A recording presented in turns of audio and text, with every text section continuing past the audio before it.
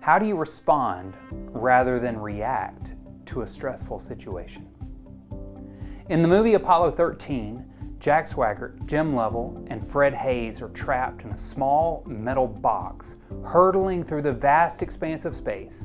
Almost all of their systems have failed, and they are facing a high likelihood of death upon re-entry to our planet. It was stressful. Now, during a particularly difficult time, Jack Swigert and Fred Haise get into an argument about who was to blame for the accident.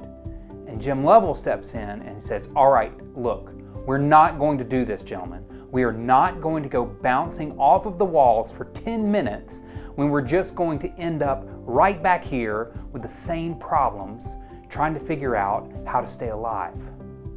Now, you may not be trapped in a small metal box hurtling through space, but by now your daily rhythm and routine has been changed. Most of us have had our lives restricted in some way, and it may begin to feel like the walls are closing in. And there's probably been some moments where you reacted to those around you in ways that are less than your best self. Now here's the truth.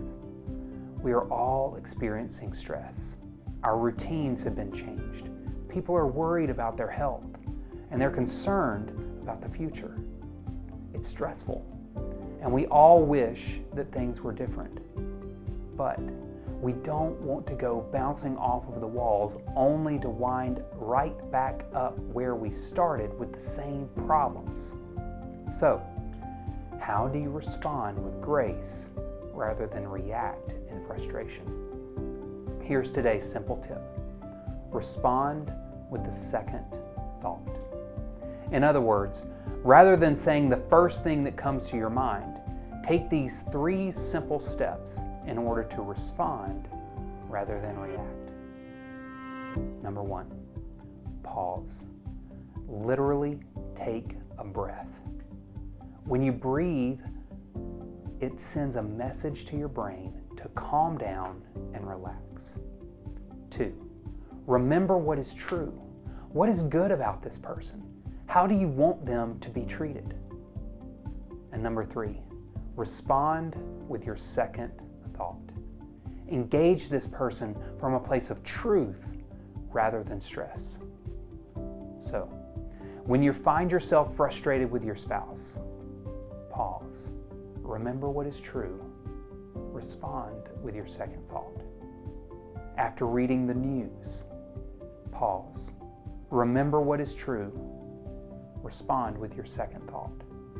When your child has refused to clean up after themselves for the 40th time and you feel like you have come to the end of your rope, pause. Remember what is true and respond with your second thought. Proverbs 15:1 says, "A gentle answer turns away wrath, but a harsh word stirs up anger."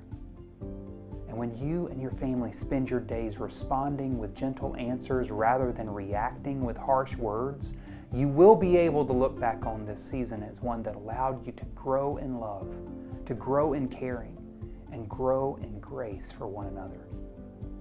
Now, my guess is that you won't do this perfectly, so give yourself some grace. But strive to be an example for those around you of one who responds rather than reacts by pausing, remembering what is true, and responding with your second thought.